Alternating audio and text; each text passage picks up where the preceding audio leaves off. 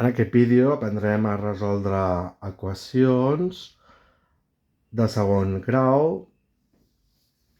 i el primer que hem de recordar per resoldre equacions de segon grau és calcular els seus tres coeficients a, b i c.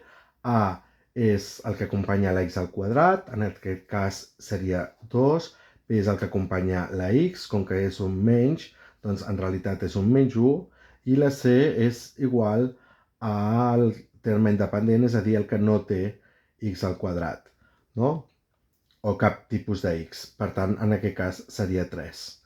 Llavors, el que fem normalment és calcular el discriminant, que és b quadrat menys 4ac. Doncs b quadrat menys 4ac. b quadrat, doncs fixem-nos que em queda menys 1 al quadrat, menys 4 per a, que és igual a 2, i per c, que és igual a menys 3. Menys 1 al quadrat, tenim que qualsevol nombre real al quadrat és un nombre positiu, o també podem pensar que és menys 1 per menys 1, és a dir, com que tenen el mateix signe, el resultat serà positiu. Per tant, en tot cas, el resultat de menys 1 al quadrat és igual a 1. Llavors, aquí tenim un menys per un menys, per tant, el resultat serà positiu, no? Perquè tenen el mateix signe. Una altra forma de pensar-ho és que convertim aquests dos signes, no, és a dir, quan s'estan multiplicant i tenim dos signes negatius, doncs els podem simplificar i posar tots dos positius. I llavors ja ens queda positiu. És una altra forma de pensar-ho, no? I llavors 4 per 2 són 8, per 3 són 24. Per tant, el discriminant em queda 25. Com que és un nombre positiu, tenim que té dues solucions diferents.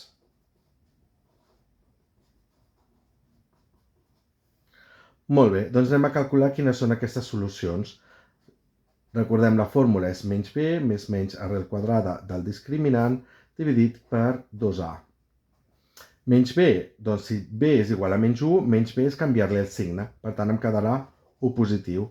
Més menys arrel quadrada del discriminant. El discriminant, quan era? 25. Dividit per 2a. A és igual a 2, per tant, 2a és el doble, que és 4. Per tant, em queda que si faig aquesta arrel quadrada, l'arrel quadrada de 25 és 5, perquè 5 al quadrat, no? 5 per 5 em dona 25, per tant em dona 1 més menys 5 partit per 4. Ara, aquí què és el que tinc? Doncs tinc dues solucions, una quan és positiva i l'altra quan és negativa. Doncs copiem quan és positiva i aquí quan és negativa. Quan és positiva, doncs em queda 1 més 5, que són 6, 6 quarts. Però 6 quarts la puc reduir a 3 mitjos dividint el numerador i el denominador per 2, perquè tots dos són nombres parells. I aquí sota què tinc? Doncs tinc 1 menys 5, que són menys 4, i dividit per 4. 4 dividit entre 4 em queda 1, per tant la solució és menys 1. Molt bé, ja tinc les meves candidats a solució. L'únic que haig de fer és comprovar que efectivament són solucions. Val?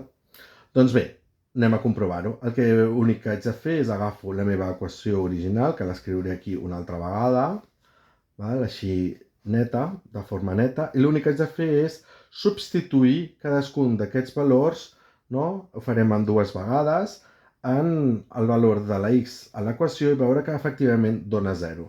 Doncs fem 2 per 3 mitjos al quadrat menys 3 mitjos menys 3. Doncs això què em dona? Doncs fixem-nos. Aquí el primer que hem de pensar és que hem de fer el quadrat dels numerador i el quadrat del denominador. I em quedarà 2 per 3 per 3, que són 9, i a sota 2 per 2, que són 4. I aquí menys 3 mitjos, que ja puc escriure d'aquesta forma, i aquí menys 3. Ara, aquest 2 i aquest 4, fixem-nos que simplifiquen, i aquí baix em queda un 2. Per tant, què és el que em queda? Em queda 9 mitjos menys 3 mitjos menys 3. Ara, 9 mitjos menys 3 mitjos són 6 mitjos menys 3. Però 6 dividit entre 2 són 3. Per tant, 3 menys 3, que em dona 0. Ara anem a comprovar el valor de menys 1. Doncs el valor de menys 1 substituïm aquí i em queda 2 per menys 1 al quadrat menys 1 menys 3. Doncs menys 1 al quadrat, tot nombre real elevat al quadrat és positiu, per tant això en realitat és 1. Per tant aquí em quedarà 2 per 1, que és 2. Menys 1, doncs ho puc pensar de diverses formes. Puc pensar que el menys en realitat és un menys 1 que està multiplicant i per tant seria menys 1 per menys 1, que és més 1. O una altra forma que ho puc pensar és que menys alguna cosa és canviar-li el signe. Com que tinc menys 1, puc posar més 1. O fins i tot una altra forma que ho puc pensar és que aquest negatiu amb aquest negatiu, com que s'estan multiplicant, doncs es transformen tots dos en positiu. Vale? S'anul·len una a l'altra, diguéssim. No? I per tant em quedarà un més 1. I aquí el menys 3 que tenia. 2 més 1 són 3, menys 3 són 0. Doncs ja tinc aquests dos valors, 3 mitjos i menys 1, són solucions de l'equació.